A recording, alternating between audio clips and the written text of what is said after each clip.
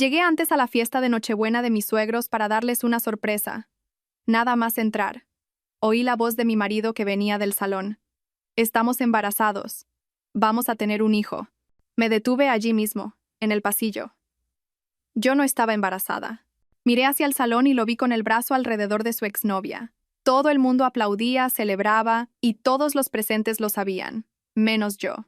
Pero no fue solo una traición, fue mucho peor que eso, porque en las semanas siguientes descubrí que mi vida entera había sido una mentira planeada hasta el más mínimo detalle, y ellos no sabían con quién se estaban metiendo.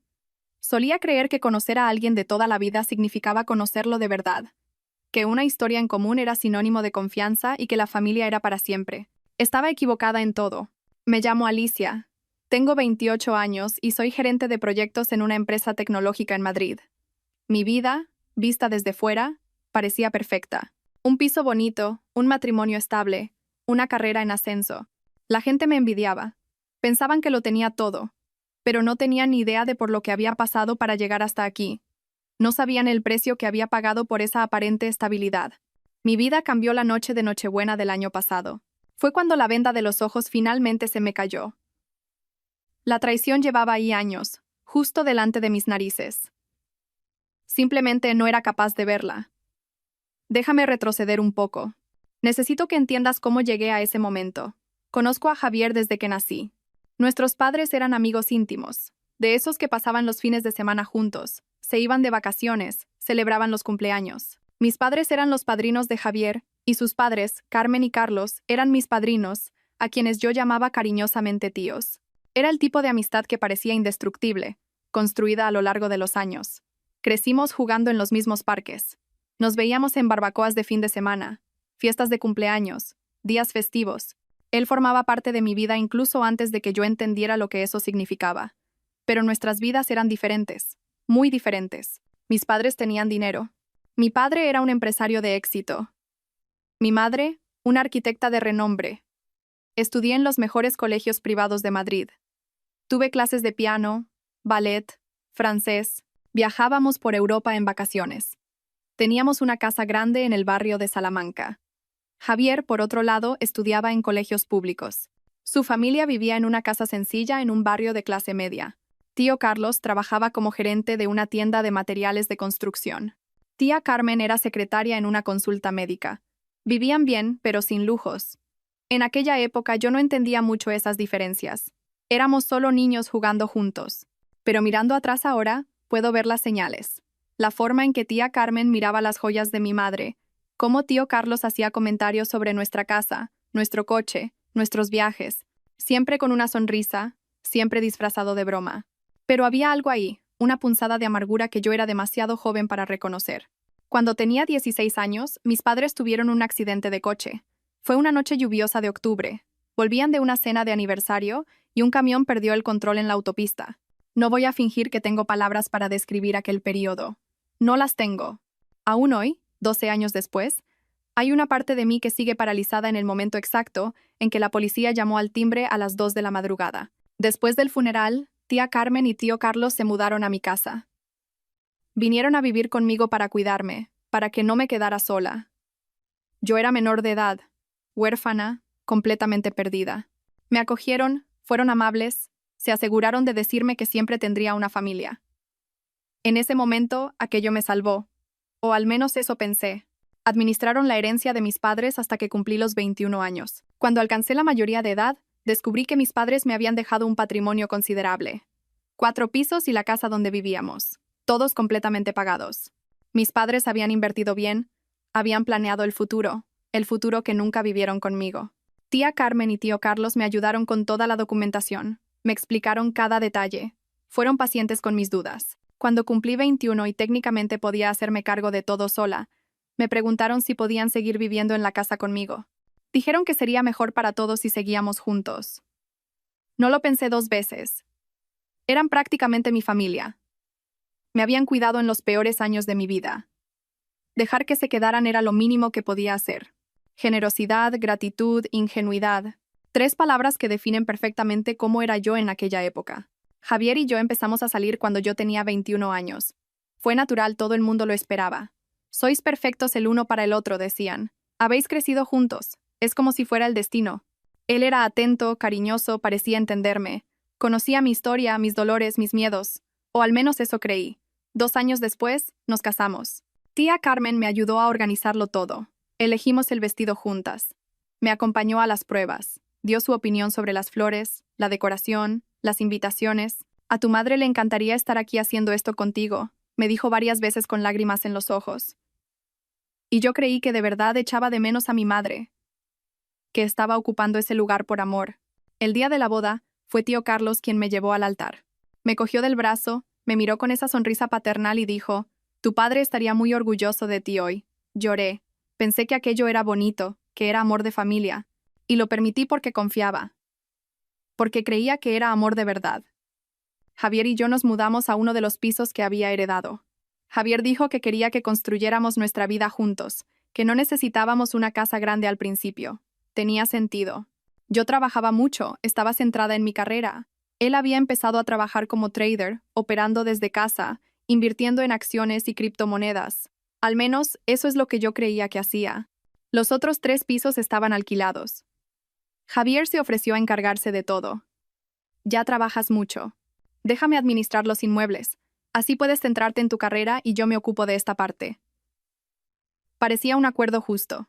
Me enviaba informes mensuales, decía que estaba reinvirtiendo los beneficios, multiplicando nuestro patrimonio. Nunca lo cuestioné. Confiaba plenamente. Al fin y al cabo, ¿por qué iba a desconfiar? Era mi marido, había crecido conmigo. Sus padres eran mis padrinos, vivían en mi casa.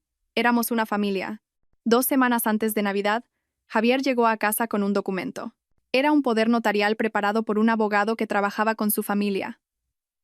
Es solo para facilitar las cosas, cariño, me explicó, sonriendo de esa manera que siempre me tranquilizaba. Así puedo renovar los contratos de alquiler sin tener que molestarte en el trabajo, resolver asuntos bancarios, cuestiones del registro. Tú te quedas libre para centrarte solo en tu trabajo. Cogí el documento y lo hojeé rápidamente. La jerga legal siempre me daba dolor de cabeza. Lo leeré con calma más tarde, respondí. Vi algo cruzar por su rostro. Fue rápido, casi imperceptible. Una contracción en la mandíbula, un brillo diferente en sus ojos. Pero enseguida volvió a sonreír. Claro, sin problema, cuando tengas tiempo. Guardé el poder en un cajón del despacho y sinceramente casi me olvidé de él. El trabajo era un caos. La empresa tenía un gran proyecto que cerrar antes de fin de año, y yo coordinaba a todo el equipo. La fiesta de Navidad de la empresa estaba programada para la tarde del 24 de diciembre. Empezaba a las 18 y yo había quedado con Javier en que me iría sobre las 22 para ir a casa de sus padres, donde se celebraría la tradicional cena de Nochebuena de la familia. Siempre era así. Cada Nochebuena, la casa que había pertenecido a mis padres se llenaba de parientes de los padres de Javier, amigos, gente que apenas conocía. Yo siempre iba, siempre sonreía, siempre agradecía que me incluyeran, porque todavía creía que era una suerte tener esa familia. Esa noche, la fiesta de la empresa estaba un poco aburrida. Conversaciones repetitivas, música demasiado alta, gente borracha hablando de sus propósitos para el año siguiente. Sobre las 20, decidí irme antes y darle una sorpresa a Javier, llegar antes de lo acordado, ayudar con los preparativos finales.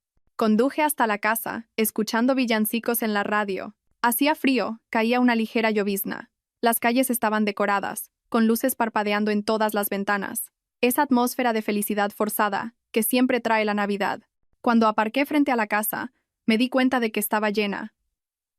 Coches por todas partes, luces encendidas en todas las habitaciones, música y risas que llegaban hasta la calle.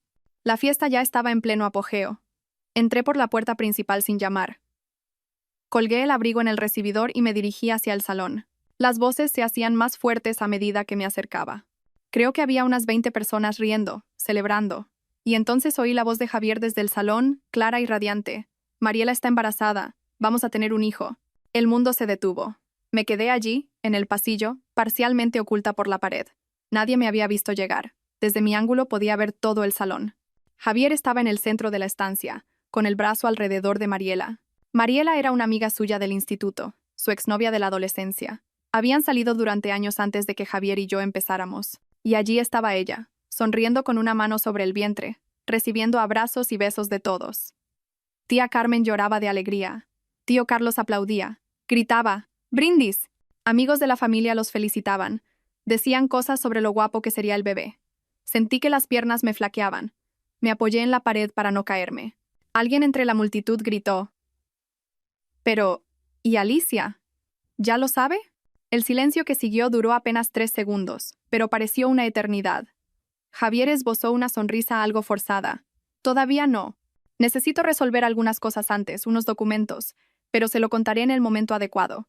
Así que nadie de aquí le diga nada cuando llegue. Todos se rieron. Mi corazón se desbocó. ¿Documentos? ¿Se refería al poder notarial? Hubo un murmullo de comprensión en la sala. Algunas personas intercambiaron miradas cómplices. Tía Carmen asintió, como aprobando la estrategia. Tío Carlos levantó su copa. Por el futuro. Y todos brindaron. En ese momento, todo empezó a tener sentido. La forma en que reaccionaron, esas miradas, ese silencio cargado, todos allí sabían algo que yo no. Había un secreto, una conspiración, y el poder notarial era la pieza final del plan. Se me revolvió el estómago. No era posible. Tenía que estar oyendo mal. Pero tía Carmen, mi madrina, dijo alto y claro. Por fin, hijo mío. Después de tantos años vamos a recuperar lo que es nuestro por derecho. Y entonces lo entendí todo. Cada sonrisa, cada gesto de cariño, cada palabra de consuelo, todo había sido mentira. Una gran y elaborada mentira que duraba años. ¿No era amor? Nunca lo fue. Era una estafa. Di media vuelta, cogí mi abrigo y salí de la casa en silencio, tan silenciosamente como había entrado. Nadie me vio, nadie se dio cuenta. Me metí en el coche, cerré la puerta y solo entonces fui plenamente consciente de todo. Empecé a llorar. No ese llanto melodramático de película. Era un llanto silencioso, doloroso, que me quemaba el pecho y la garganta, lágrimas que corrían sin parar mientras intentaba procesar lo que acababa de presenciar. Mi matrimonio era una farsa. Mi marido tenía una amante embarazada. Tía Carmen y tío Carlos, que eran mis padrinos, estaban involucrados en un plan para robar mi herencia. Y todos, absolutamente todos en esa sala lo sabían y estaban de acuerdo. Conduje de vuelta al piso con el piloto automático. No recuerdo la carretera, no recuerdo parar en los semáforos. Solo recuerdo estar llorando y conduciendo, llorando y conduciendo. Cuando llegué a casa, me sequé las lágrimas. Me lavé la cara, me miré en el espejo y apenas reconocí a la persona que me devolvía la mirada. Parecía más pequeña, más frágil, perdida. Mi móvil vibró. Era un mensaje de Javier preguntando dónde estaba. Respiré hondo y respondí.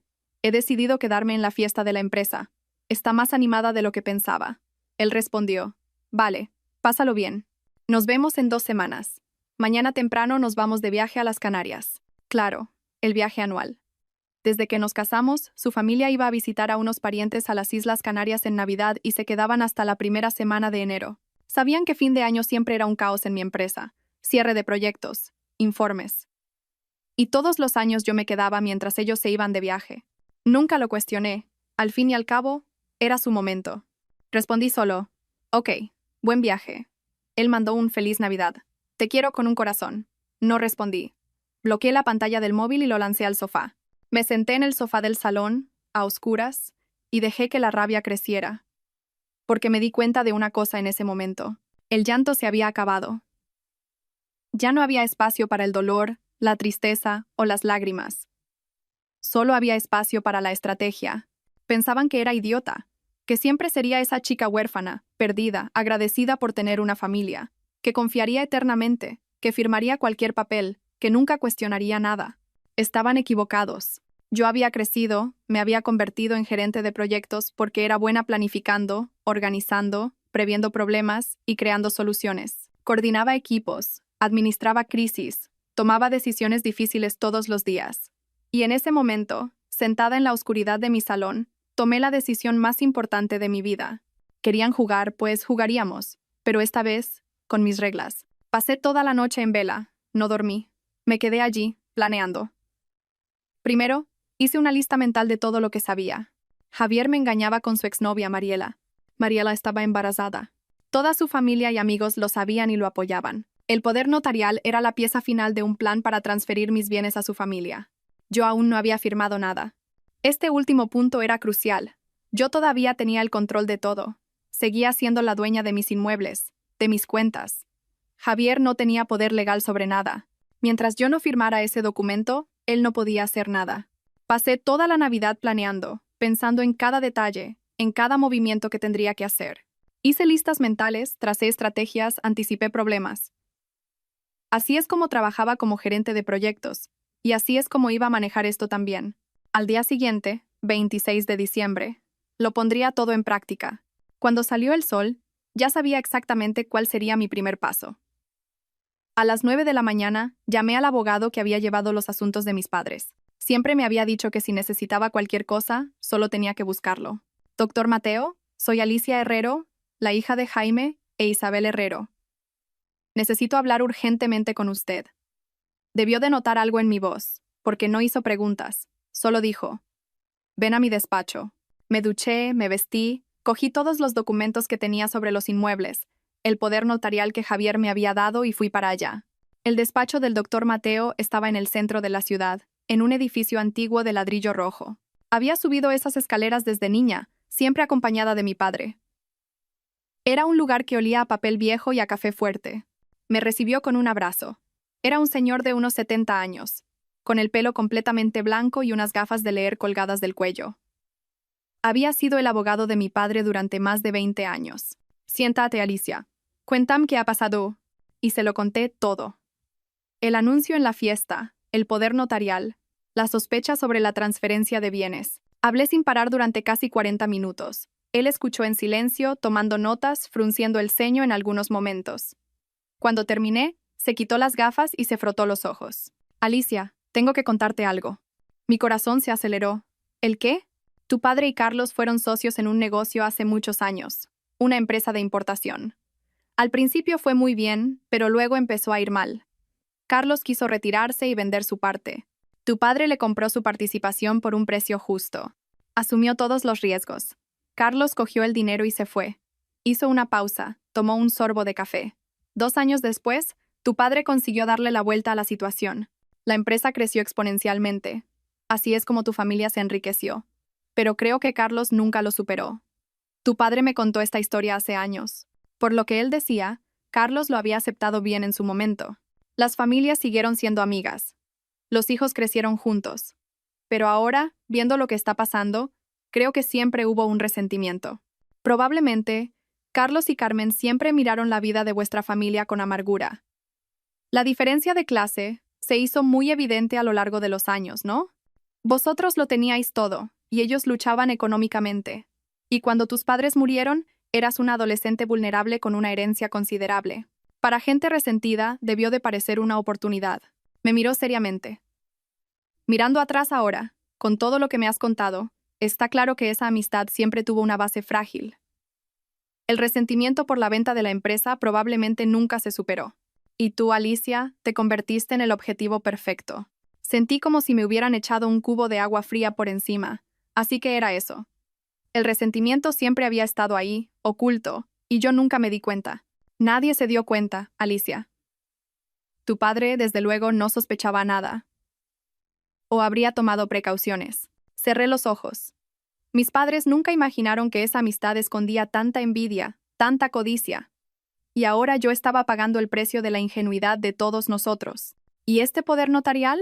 Pregunté, empujando el documento sobre la mesa. El doctor Mateo se puso las gafas y lo leyó atentamente. Tardó casi 15 minutos, pasó páginas, releyó fragmentos, hizo anotaciones. Finalmente dejó el papel sobre la mesa y me miró con seriedad. Esto le da a Javier plenos poderes sobre absolutamente todo lo que es tuyo. Podría vender los inmuebles, transferirlos, crear hipotecas, solicitar préstamos a tu nombre, todo. Con este documento firmado, perderías el control total de tu patrimonio. Sentí que la rabia volvía a crecer. ¿Y si ya lo hubiera firmado? Sería muy difícil de revertir. Llevaría años de procesos judiciales, y aún así no habría garantías. El mejor escenario sería que consiguieras probar coacción o fraude, pero eso es extremadamente complicado en casos conyugales. ¿Y los inmuebles? Si nos divorciamos, ¿tiene derecho a la mitad? El doctor Mateo sonrió por primera vez desde que había llegado. No.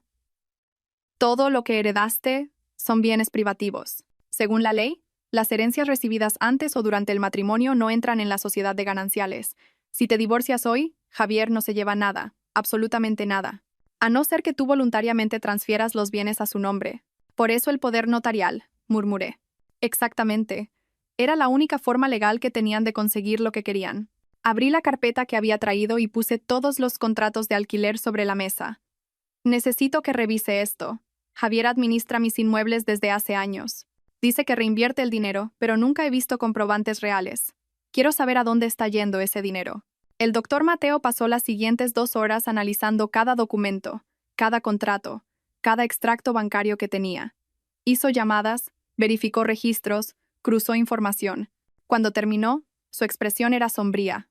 Alicia, siento mucho decirte esto, pero el dinero de los alquileres se está ingresando en cuentas personales de Javier, no en cuentas conjuntas o de empresa. Se está apropiando de toda la renta de tus inmuebles. Respiré hondo.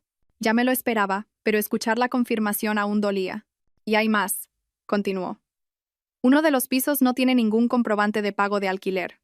Hay un contrato, pero no hay registros de transacciones financieras. Alguien vive allí gratis. Mariela, respondí, su amante. El doctor Mateo asintió. Muy probablemente.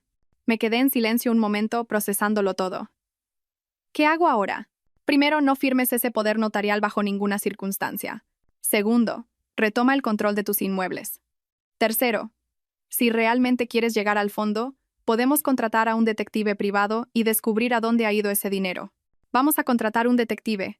Lo quiero todo documentado, quiero pruebas, y quiero librarme de ellos. Él sonrió. Era una sonrisa triste, pero tenía un destello de orgullo. Tu padre estaría muy orgulloso de la mujer en la que te has convertido. En los días siguientes actué rápido y en silencio. Siguiendo las instrucciones del doctor Mateo, contraté una inmobiliaria de confianza para que asumiera la administración de mis pisos. Firmé contratos. Otorgué poderes específicos y limitados muy diferentes de ese poder general que Javier quería, e instruí que se notificara a todos los inquilinos de inmediato. A partir de enero, todos los alquileres debían pagarse directamente a la inmobiliaria. Se emitirían nuevos contratos. Tenían una semana para firmar. De lo contrario, se iniciaría un proceso de desahucio. También llamé a una empresa de seguridad e instalé cámaras discretas por toda la casa. Pequeñas, casi invisibles, estratégicamente situadas en el salón, la cocina, el despacho y la terraza. Todas con audio, todas conectadas a una aplicación en mi móvil para reunir más pruebas contra ellos. Javier volvió del viaje el 6 de enero. Yo estaba en casa cuando llegó, rodeado de maletas. «¿Qué tal, cariño? ¿Cómo pasaste el fin de año?», preguntó, dándome un beso en la mejilla, como si no pasara nada. Como si no hubiera pasado casi 2 semanas con su amante embarazada y la familia que conspiraba contra mí. Tranquilo, trabajé bastante, adelanté algunos proyectos, mentí. ¿Tuviste tiempo de echar un vistazo a aquello? Ahí estaba, la pregunta que sabía que vendría. Sonreí. Ah, sí. En realidad, cariño, ya no tienes que preocuparte por eso. Ya lo he resuelto todo. Vi cómo cambiaba su expresión. ¿Cómo que lo has resuelto? He contratado a una inmobiliaria para que se encargue de los pisos. Así puedes centrarte totalmente en tus operaciones, sin preocuparte por el rollo de administrar alquileres, contratos, esas cosas burocráticas. Pensé que te alegrarías. Tendrás más tiempo para invertir en tu trabajo. El silencio que siguió fue ensordecedor. Javier parpadeó varias veces, como si estuviera procesando demasiada información a la vez. Pero, a mí me gustaba encargarme de los pisos. No hace falta pagar a alguien para hacer un trabajo que puedo hacer yo solo. Mantuve la sonrisa. Lo sé, cariño, pero siempre dices que quieres crecer como trader, que necesitas más tiempo para estudiar el mercado. Ahora tienes ese tiempo. ¿No te ha gustado? Vi el pánico en sus ojos. Abrió la boca, la cerró, la volvió a abrir. Sí, me ha gustado, dijo finalmente. Es que ha sido un poco repentino. Ah, ya sabes, cuando decido algo, hago que suceda rápido. Sabía que te iba a gustar la sorpresa, cariño. No respondió. Solo forzó una sonrisa. Cogió el móvil y salió del salón, murmurando algo que no entendí. Esperé un poco y abrí la aplicación de las cámaras en mi móvil. Activé la cámara de la terraza y me puse los auriculares. Allí estaba él, caminando nerviosamente de un lado a otro, tecleando furiosamente en el móvil. Su teléfono sonó pocos segundos después. Incluso a distancia, se oían los gritos al otro lado de la línea. «Calma, calma», decía Javier, mirando hacia atrás nervioso para asegurarse de que yo no estaba cerca.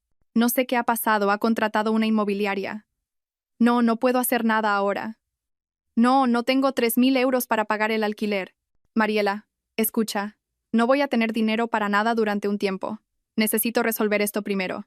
Colgó el teléfono y noté su rabia. Apagué la cámara y sonreí. Su desesperación era casi palpable, pero aún no había terminado. Esa noche, durante la cena, comenté como si nada. Me ha llamado mi jefe hace un rato. Tengo que hacer un viaje de última hora a Japón. Un proyecto importante.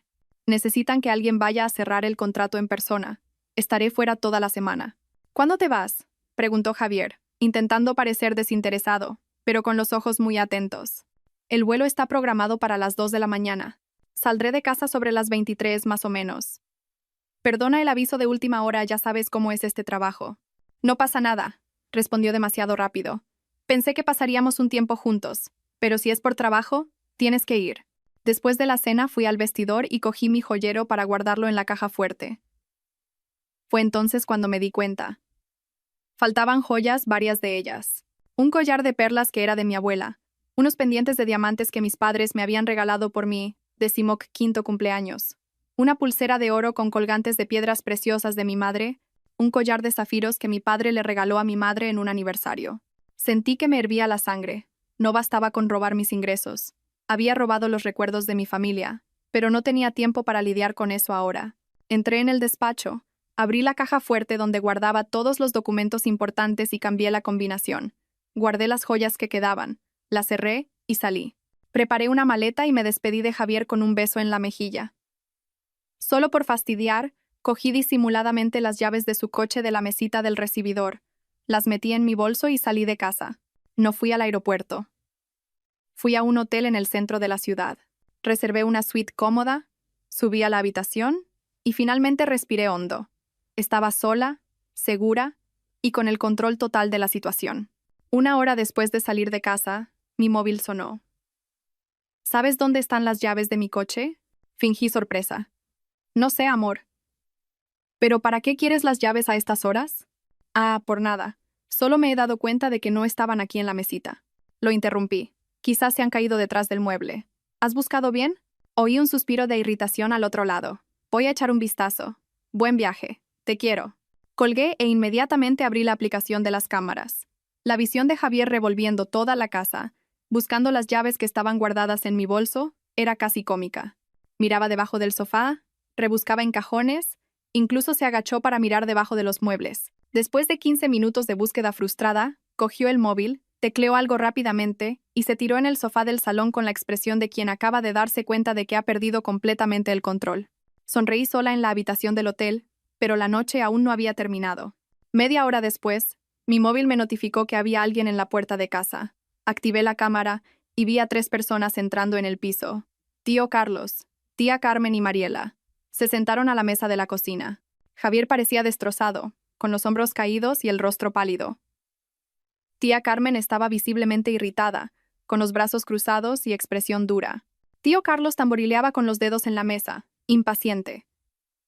Subí el volumen del audio al máximo y me conecté los auriculares. «Cuenta bien qué está pasando», exigió tía Carmen, con voz cortante.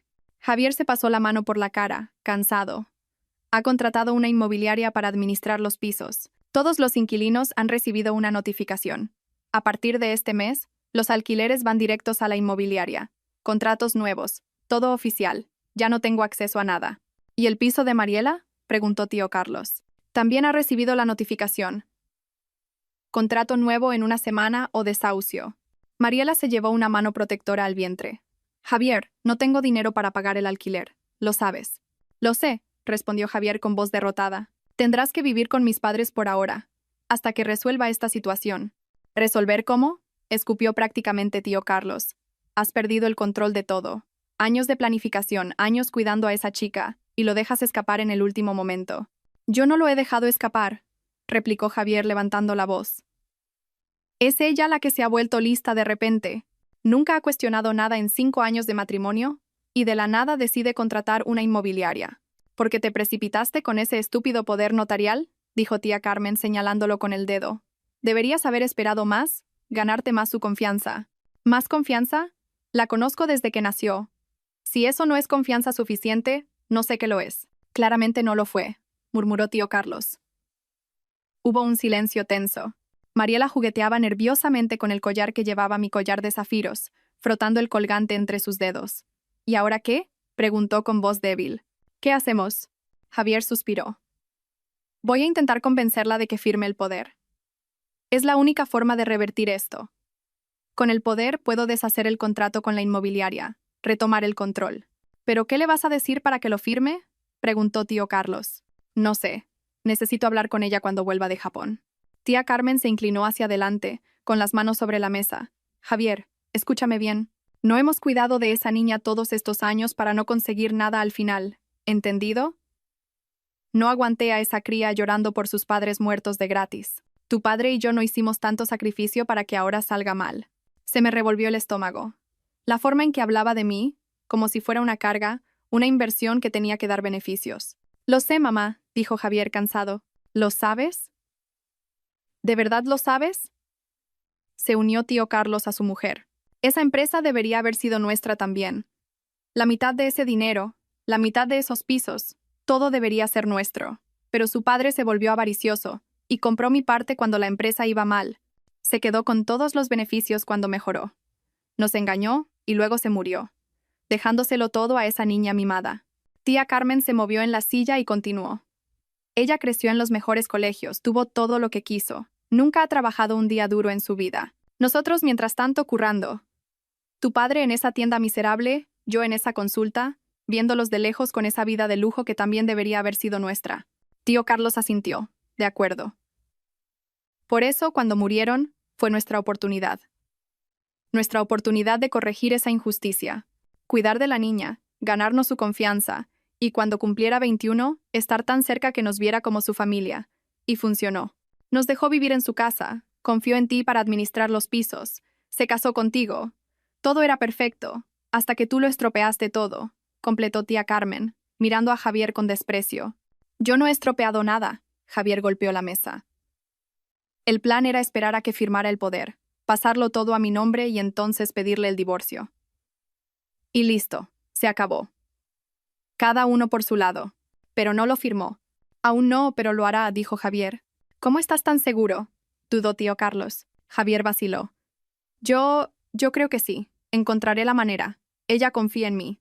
Confiaba, corrigió tía Carmen. Después de esta historia de la inmobiliaria, no sé yo. Parece que sospecha algo. Se quedaron en silencio unos momentos.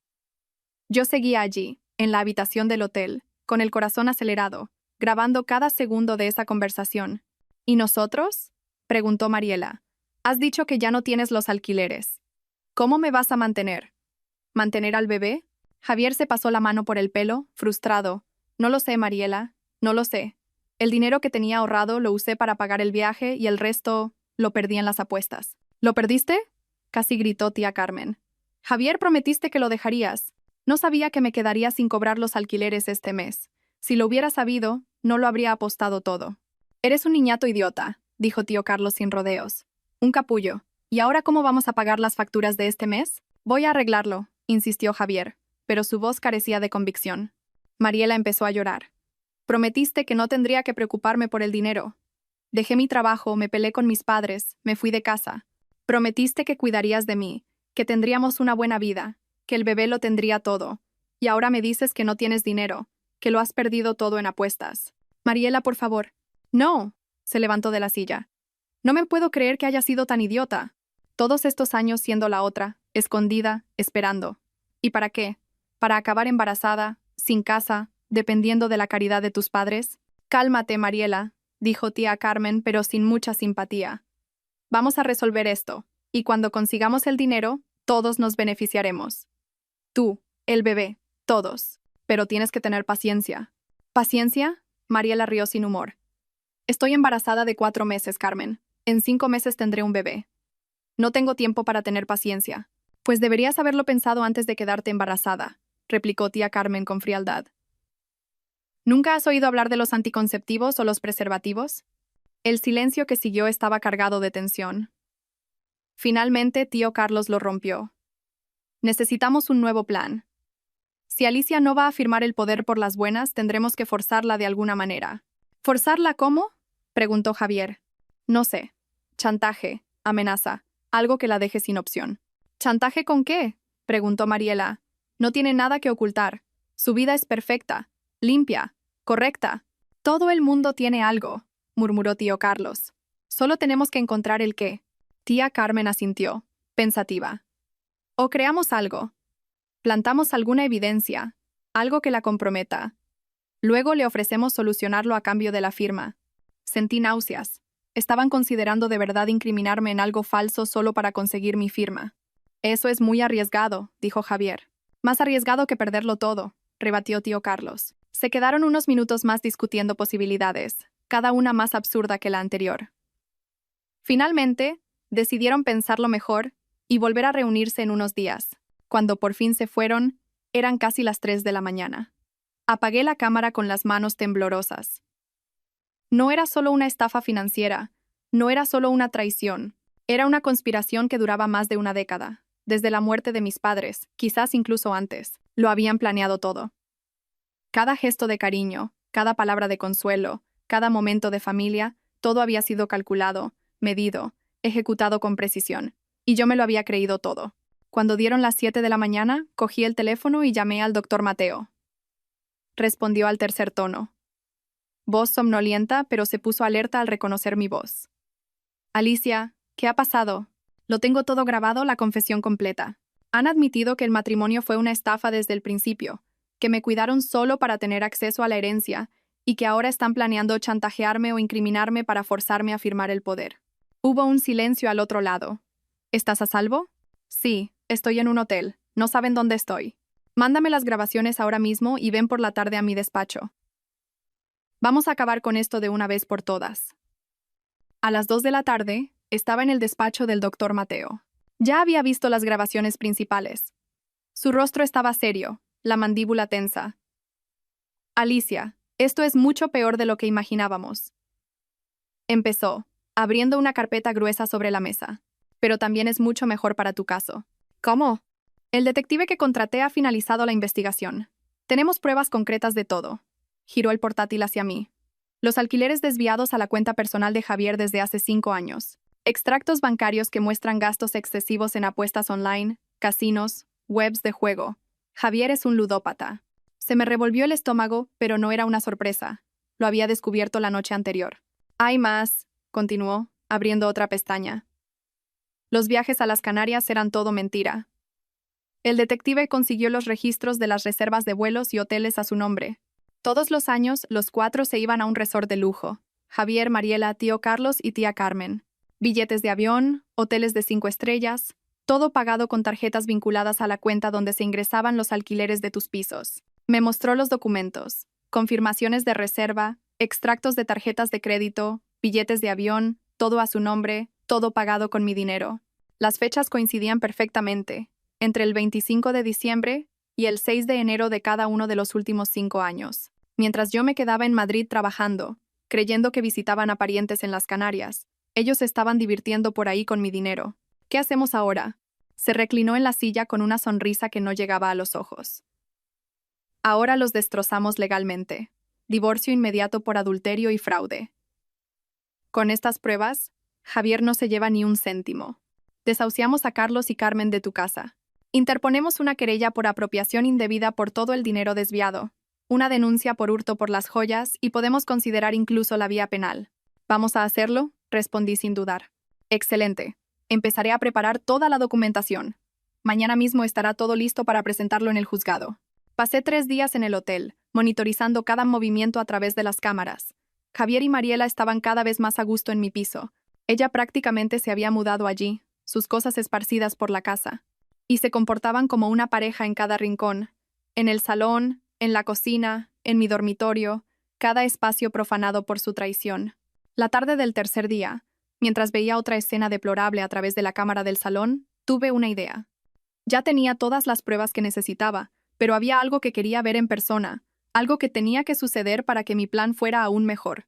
Necesitaba pillar a Javier infraganti y necesitaba que tía Carmen y tío Carlos lo supieran a través de mí. Esperé al momento adecuado. En la pantalla de mi móvil vi a Javier y Mariela acomodarse en el sofá del salón, bebiendo vino, riéndose de algo en el móvil de él. Estaban completamente relajados. Perfecto. Cogí mis llaves y salí del hotel. Mi casa estaba a 10 minutos de allí.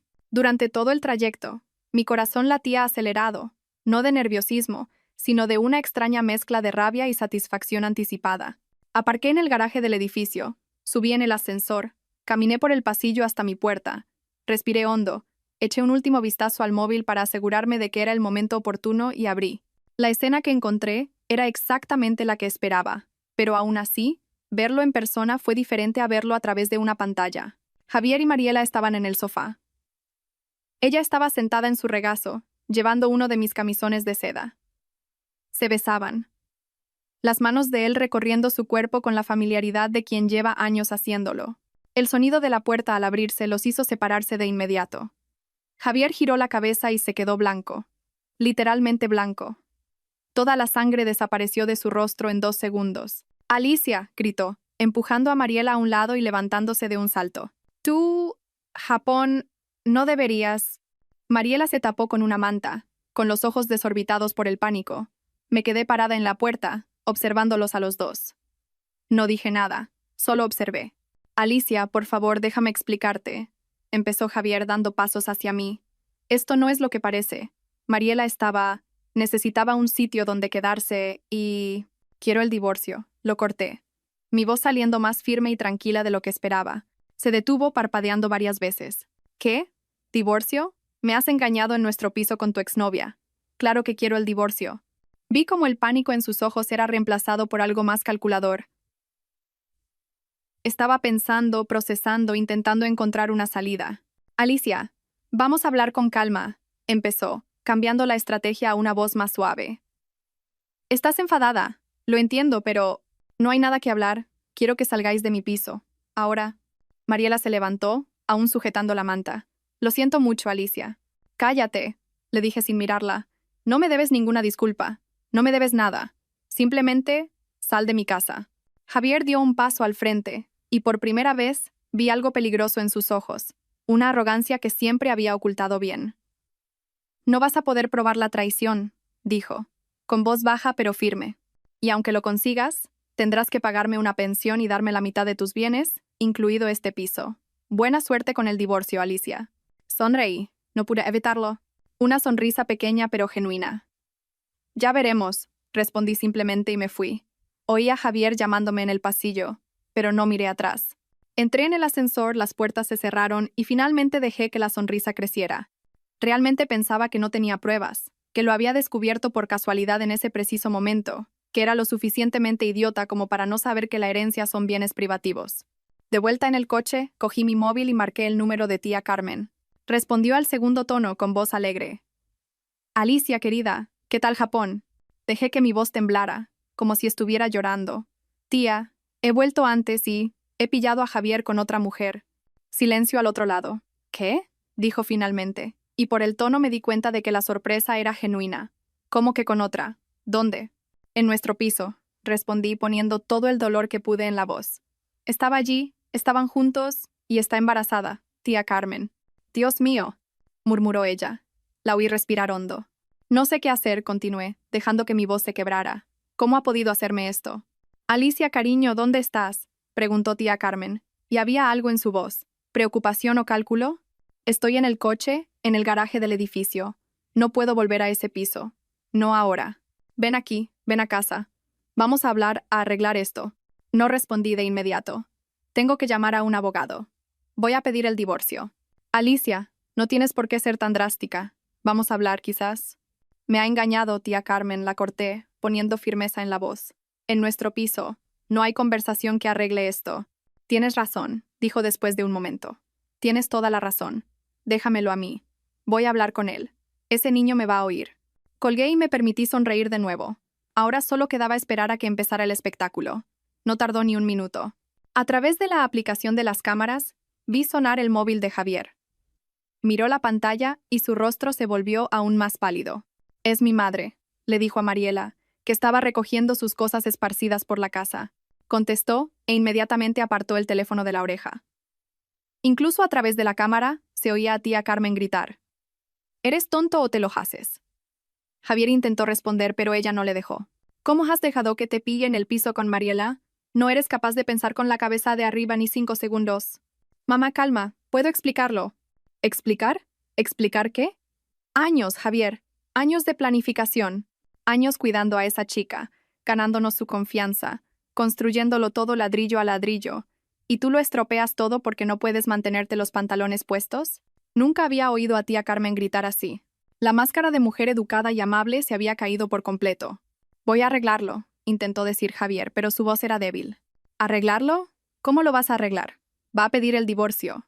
Ya ha dicho que va a pedir el divorcio. No tiene pruebas. No podrá probar el adulterio. Te ha pillado en el piso con tu amante embarazada, imbécil. ¿Qué prueba más clara quieres? Oí la voz de tío Carlos. Tía Carmen debió de poner el altavoz porque su voz se oyó con claridad. Eres un idiota, dijo tío Carlos con una calma gélida que era peor que los gritos de su mujer.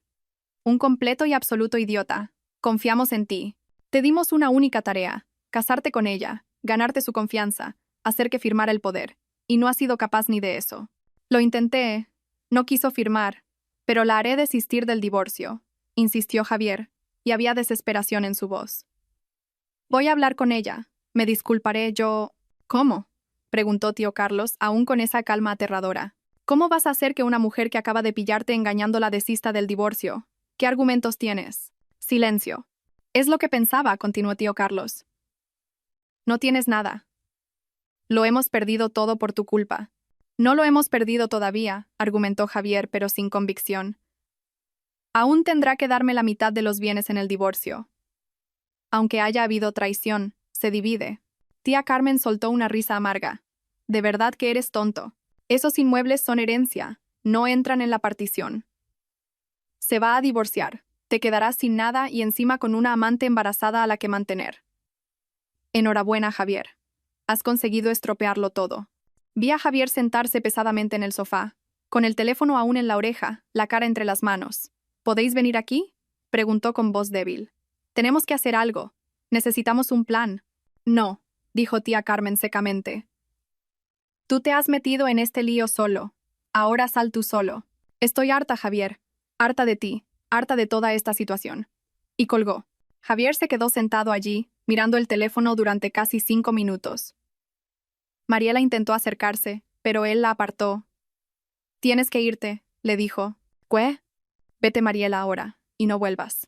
Pero Javier, no tengo a dónde ir. No es mi problema ahora, gritó él levantándose.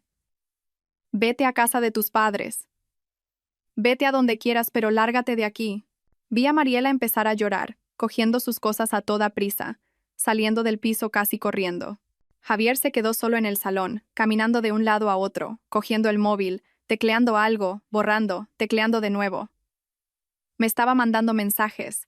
Vi las notificaciones llegar a mi móvil. Alicia, por favor, déjame explicarte. Fue un error, un momento de debilidad. Me sentí solo. Has estado mucho tiempo fuera. Te quiero. Siempre te he querido. ¿Podemos arreglar esto, por favor? Borré todos los mensajes sin responder. Apagué las cámaras y me recosté en el asiento del coche. Fase 1. Completada. Ahora solo quedaba esperar a mañana. A la mañana siguiente me desperté temprano. Ya le había pedido al doctor Mateo que lo preparara todo para que fuera entregado ese mismo día, por la mañana. A las 8 en punto, 2 oficiales de justicia se dividieron. Uno fue a la casa donde vivían tío Carlos y tía Carmen. El otro fue a mi piso, donde estaba Javier. Estaba en el despacho del doctor Mateo cuando mi móvil sonó. Era tía Carmen. Contesté.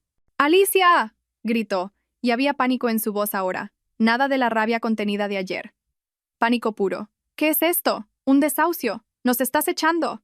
Sí, respondí simplemente. Pero, ¿por qué? ¿Qué hemos hecho? Intentad adivinarlo. Alicia, por favor, no puedes hacer esto. No tenemos a dónde ir. Somos mayores. No tenemos dinero para... No es mi problema, la corté, usando las mismas palabras que Javier había usado con Mariela el día anterior. ¿Es por lo que ha hecho Javier? Pero nosotros no tenemos nada que ver con eso. Casi me río. ¿Que no tenéis nada que ver? ¿En serio? Claro que no. Estamos tan sorprendidos como tú. Ese niño idiota. Tía Carmen, la interrumpí, mi voz volviéndose fría. Lo sé todo. Los viajes que no eran a las Canarias. Los alquileres desviados. El plan que teníais desde la muerte de mis padres. Lo sé todo. Silencio absoluto al otro lado. Así que sí, continué. Tenéis 30 días para salir de mi casa. Y os sugiero que uséis ese tiempo para buscar un buen abogado, porque lo vais a necesitar. Colgué antes de que pudiera responder. 2 minutos después, mi móvil sonó de nuevo. Javier. Contesté. Alicia, ¿esto va en serio? Preguntó, y había algo diferente en su voz. Miedo. Divorcio. Apropiación indebida, hurto. ¿Me estás denunciando? Sí. Pero, ¿por qué esas acusaciones? No tienes pruebas de todo eso. Sí que las tengo. ¿Qué pruebas? ¿Cómo has? Cámaras de seguridad en todo el piso, Javier. Con audio. Instaladas hace días. Tengo la grabación tuya con Mariela. Tengo la grabación de la reunión en la cocina, donde todos confesasteis el plan entero. Tengo documentos que demuestran los desvíos de dinero, los viajes falsos, todo. Silencio. Nos has grabado, consiguió decir finalmente. Os he grabado y se lo he entregado todo a la justicia.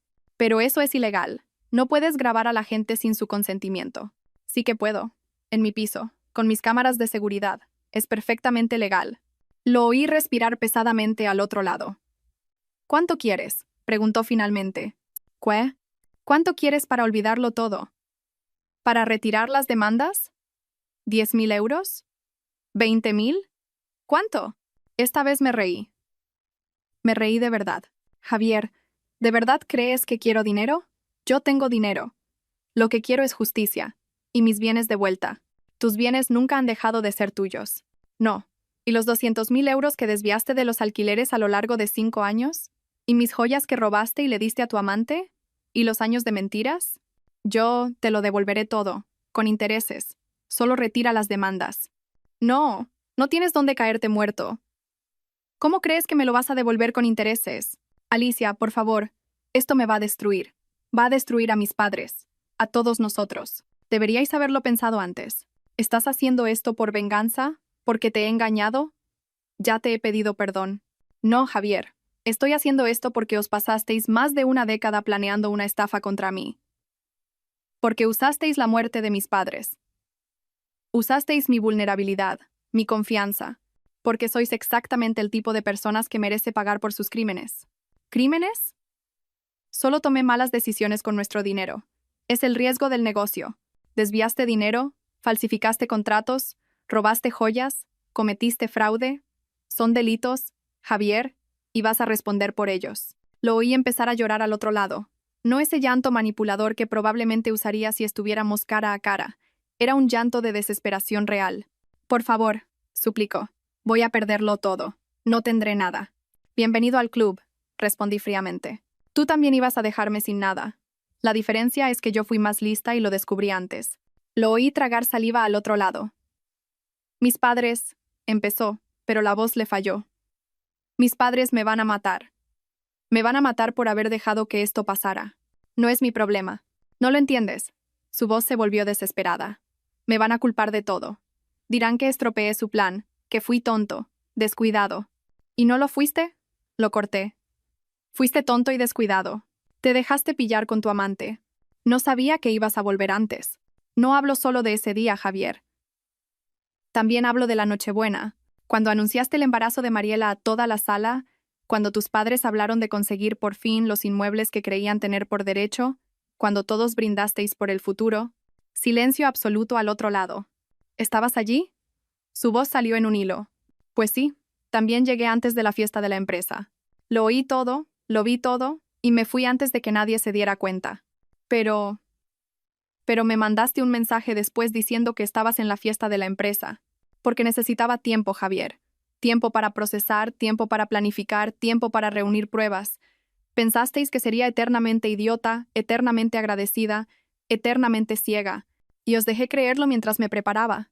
Otro silencio, más largo, pesado. Entonces, desde Navidad, murmuró, como si estuviera procesándolo. Lo sabías desde Navidad. El viaje a Japón, las cámaras, todo fue planeado. Sí, pero os destruisteis vosotros solos. Yo solo estoy asegurándome de que paguéis las consecuencias. Y colgué. Miré al doctor Mateo, que había seguido toda la conversación. ¿Cómo te sientes?, preguntó. Pensé por un momento. Libre, respondí finalmente.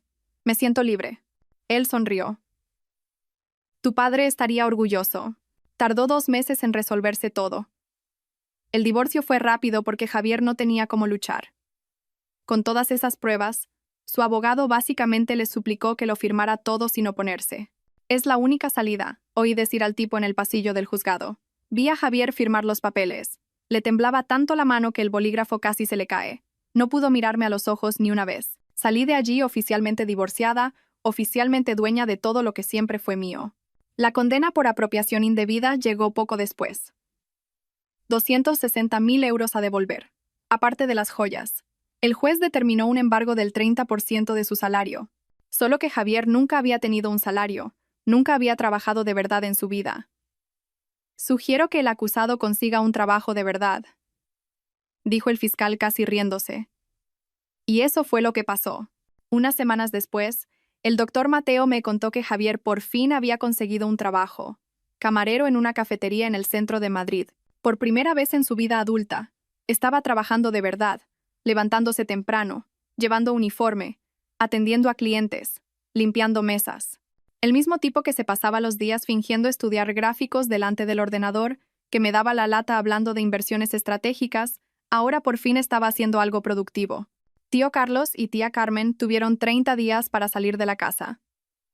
El último día fui a hacer la inspección con el oficial de justicia. Esperaba que estuviera desordenada. No esperaba un vandalismo completo. Muebles rotos, agujeros en las paredes, pintura en spray con insultos, espejos hechos añicos por el suelo. Habían destruido todo lo que pudieron antes de irse. Tío Carlos me esperaba en la puerta, fulminándome con la mirada. ¿Satisfecha? Claro que no. ¿Y este destrozo? No tenemos a dónde ir. Tía Carmen apareció detrás de él llorando. Somos mayores. No tenemos dinero. Nos lo has quitado todo. He quitado lo que siempre fue mío. Vosotros sois los que os pasasteis años fingiendo que era vuestro. Tu padre nos robó. Tío Carlos dio un paso hacia mí, pero el oficial se interpuso. Ese dinero era nuestro. Mi padre os compró vuestra parte. Elegisteis salir. No fue culpa suya que os rindierais demasiado pronto. Y desde luego, no es culpa mía. Te arrepentirás de esto, siseó tía Carmen. No lo haré, pero vosotros sí, cada santo día. Me di la vuelta y me fui. Mandé reformar la casa entera. Tardó más de un mes, pero quedó preciosa. La vendí en 2 semanas a una pareja con 2 hijos pequeños. Estaban radiantes, haciendo planes sobre cómo iban a decorar cada habitación, sobre la fiesta de cumpleaños que harían en el jardín. Espero que sean felices allí. Esa casa merecía buenas historias. El piso donde viví con Javier también lo vendí. Ni siquiera volví a entrar. No habría podido. Contraté a gente para vaciarlo todo, reformarlo, y lo vendí amueblado a un inversor que ni siquiera quiso verlo en persona. De los 5 inmuebles que heredé, me quedé solo con los 3 pisos que siempre habían estado alquilados. Lo dejé todo en manos de la inmobiliaria. La renta mensual me daba de sobra para vivir bien, y además tenía el dinero de las ventas invertido. Por amigos en común me fui enterando de las cosas. Javier y Mariela se separaron. Ella nunca le perdonó que la echara esa noche embarazada sin un lugar a donde ir. La humillación, la desesperación, la frialdad con la que la mandó a la calle. Todo eso mató lo que fuera que existiera entre ellos. Mariela hizo las paces con sus padres y volvió a su casa. La recibieron con los brazos abiertos, felices de tener a su hija de vuelta y al nieto que estaba por llegar, incluso en las circunstancias más difíciles. Javier, por otro lado, estaba completamente solo. Había cortado la relación con sus padres después de todo lo que pasó. Las acusaciones, los gritos, las ofensas que se intercambiaron cuando se dieron cuenta de que lo habían perdido todo, no tenían vuelta atrás. Carlos y Carmen ni siquiera llegaron a conocer a su nieto. Él alquiló una habitación en un piso compartido en un barrio malo. Trabajaba en la cafetería. Volvía cada día a una habitación vacía. Dormía solo. Sin Mariela, sin su hijo, sin sus padres, sin nada. Carlos y Carmen estaban en un piso minúsculo al otro lado de la ciudad. Carlos volvió a hacer chapuzas en la construcción, a pesar de su edad y su cuerpo machacado. Carmen encontró trabajo de secretaria en una tienda de animales, ganando el salario mínimo. La familia, que lo había planeado todo tan cuidadosamente, se había hecho añicos, separados, solos, amargados, cada uno culpando al otro del desastre que habían creado. 3 meses después del divorcio, hice las maletas y me fui de Madrid. Ya no tenía motivos para quedarme allí. Elegí Valencia porque estaba lo suficientemente cerca como para no ser dramático, pero lo suficientemente lejos como para ser un verdadero nuevo comienzo. Compré una casita con 2 habitaciones y un jardín delantero. Nada lujoso, nada exagerado. Pinté las paredes de los colores que me gustaban. Colgué fotos de mis padres. Planté rosas en el jardín porque a mi madre le encantaban las rosas, y hortensias porque mi padre decía que eran las más bonitas. Levantarme temprano y cuidar del jardín se convirtió en mi rutina preferida. Regar, podar, ver las cosas crecer. Una metáfora un poco obvia, lo sé, pero me calmaba. Poco a poco fui conociendo gente. La vecina que hace unas galletas increíbles y siempre aparece con una hornada cuando se da cuenta de que estoy en casa, el dueño de la cafetería de la esquina que ya se sabe mi pedido de memoria, un grupo que se reúne para caminar por el parque todas las mañanas, gente que me conoció como Alicia, la que se mudó de Madrid y le gusta la jardinería. No como Alicia, la que casi fue destruida por quienes decían ser su familia. Era bueno ser solo yo misma, sin peso, sin explicaciones. Dejé mi trabajo en Madrid. En la empresa se disgustaron. Me ofrecieron un aumento, un ascenso, cualquier cosa para que me quedara. Pero necesitaba distancia. De todo. Seguí trabajando como consultora para ellos. Pero ahora a distancia, proyectos puntuales. Cuando yo quería, como yo quería. Nada que me consumiera. Viajé bastante. Francia, Italia, Japón esta vez de verdad, conociendo los lugares, probando la gastronomía de cada país, haciendo fotos. El doctor Mateo me llama todos los meses, siempre el mismo día, a la misma hora. Me cuenta tonterías de su despacho, me pregunta cómo estoy. A veces me pone al día sobre algún asunto legal. Javier ha intentado recurrir el embargo de nuevo, me contó el otro día. El juez se lo ha denegado. Es la 5ª vez ya. Nos reímos. Es la persona más cercana a una familia que tengo hoy. Y aún así, hay una parte de mí que no se abre completamente con él, que mantiene esa distancia segura. Ya han pasado 3 años desde aquella Nochebuena.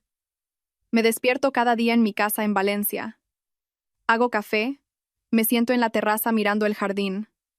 Las rosas están preciosas, las hortensias también. No he salido con nadie en serio en estos 3 años. He salido con algunas personas, he tenido cenas agradables, conversaciones buenas, pero nada pasaba de 3 o 4 citas. El mes pasado, un chico muy majo, hermano de un amigo del grupo de caminata, intentó cogerme de la mano. Habíamos salido ya 3 veces. Iba bien. Me aparté sin pensar. Puro instinto. Lo siento, le dije. Aún no estoy preparada. Fue súper comprensivo.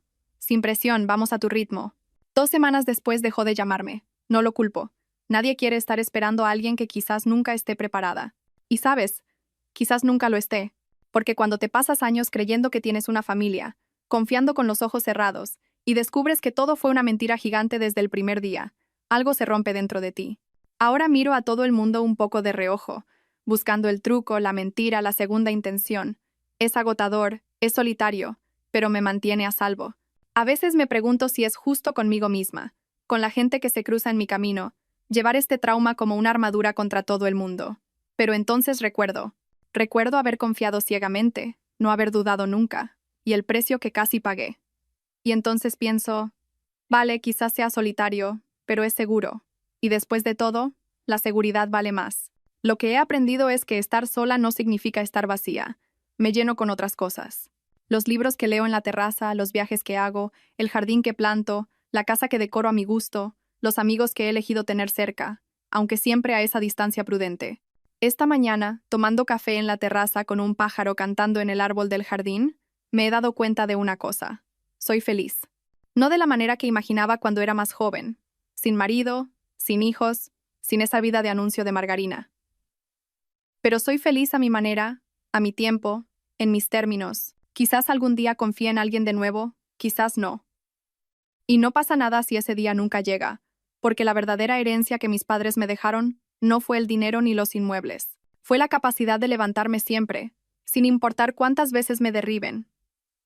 Y esa, nadie me la quita. Termino el café, miro las flores, siento la brisa y sonrío, porque hoy elijo seguir adelante, y eso es suficiente. Y eso es todo, gente. Esta ha sido mi historia. Gracias por haberos quedado aquí conmigo hasta el final. Si esta historia te ha tocado de alguna forma, deja tu like aquí abajo. Eso ayuda mucho al canal a crecer y a llegar a más personas que necesitan oír historias así. Suscríbete al canal también y activa la campanita, porque hay muchas más historias en camino. Y cuéntame aquí en los comentarios, ¿habrías hecho algo diferente? ¿Habrías confrontado antes? ¿O esperarías al momento adecuado como hice yo? Leo todos los comentarios. Un beso enorme en vuestro corazón y hasta el próximo video.